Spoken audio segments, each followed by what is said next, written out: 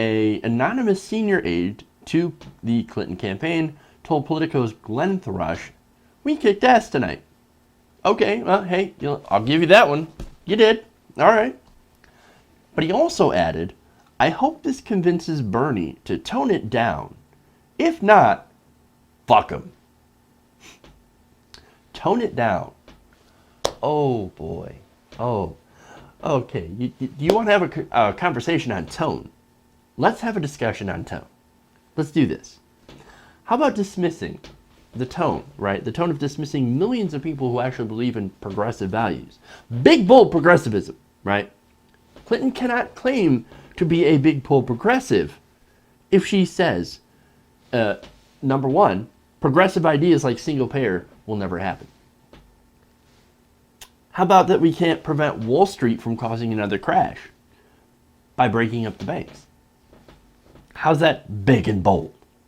How about that we can't prevent our students from leaving college with a mountain of student loan debt that takes 20 to 30 years to pay off?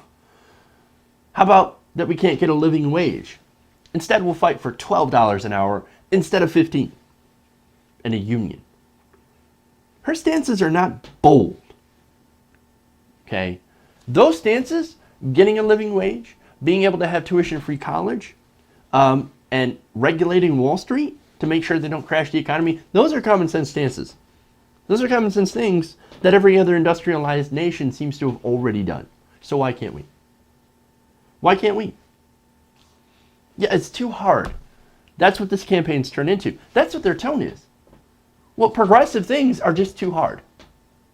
So we're not going to fight for them. Well, I'm sorry, but I'd rather fight for the whole goddamn thing than get half a loaf, than start at half and get the fucking crumbs. So let's talk about the tone of the Clinton campaign and the corporate media have together set. For example, you've got the Bernie Bros myth of the totally white, sexist young men that supposedly make up most of his supporters. Or that only super white weird states next to Vermont, like Hawaii, vote for Sanders. That somehow insinuates that somehow we're racist, generally because older Americans, African Americans, support Hillary Clinton.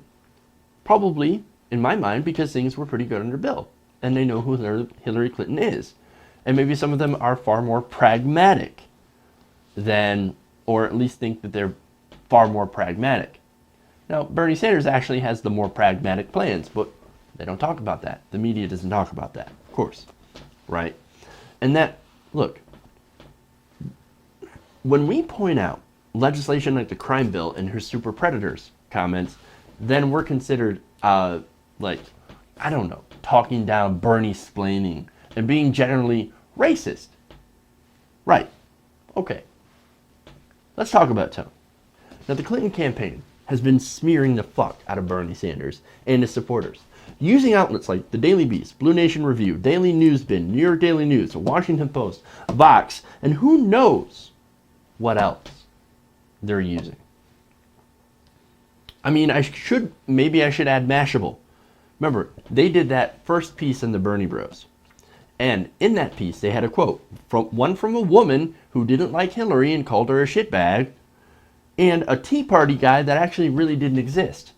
It was a fake parody account. Let's talk about the sexism, the tone of that whole thing, right? Ridiculous. Hillary Clinton, let me tell you, Hillary Clinton is not a delicate flower, okay? Hillary Clinton's a tough politician. She's tough as nails, okay? And every time her campaign or a surrogate comes up with some allegation of Sanders or some sort of surrogate being sexist, guess what? That sets back the cause of fighting actual real sexism in the real world. If the most liberal senator, and think about this, with a 100% pro-choice voting record, someone who's advocated for paid family leave for women, equal pay for women, which is kind of misleading, right? But, you know, God bless him in his heart for, you know, being in the right place. At least, even if he's wrong about the pay gap, he still wants to do something to help women. Somehow that guy is sexist. If he's sexist, then we're all sexist, and the word has officially lost all meaning. And this argument does Hillary Clinton a huge disservice. Why? Because she's one of the toughest politicians I know. She sat through 11 hours of being grilled on Benghazi and essentially laughed the whole thing off. Why? Because it was all Republican bullshit. She can handle herself, she can stand up for herself, and she can more than do it. And to me, I think it's been super lazy to fall back on any criticism of her simply being the result of her being a woman. That's ridiculous. No, criticisms about her are about policy. It's about her votes. Votes matter, positions matter. Her vote in Iraq mattered. Her support of Libya without a game plan mattered. And look, I'll be honest, I supported Libya. I was so incredibly wrong about it.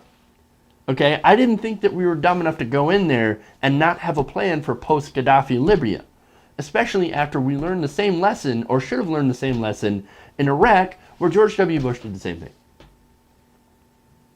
Yes, I know it's different. Yes, we invaded Iraq. We didn't technically invade Libya, I get that, but we did offer military support without a game plan and allowed them to overthrow Gaddafi without a plan of trying to make it so that it didn't turn into a terrorist hotbed, which unfortunately it has.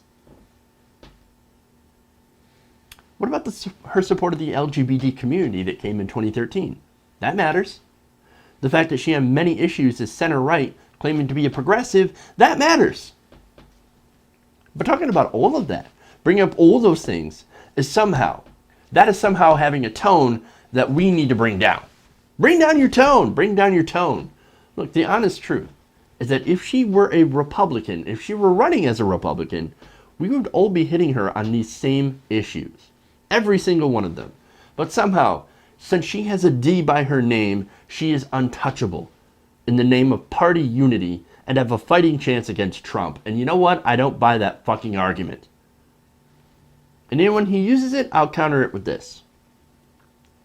If the truth hurts your candidate so much that saying it hurts the party and hurts party unity and hurts her in a general election, then maybe you're supporting a weak, flawed candidate.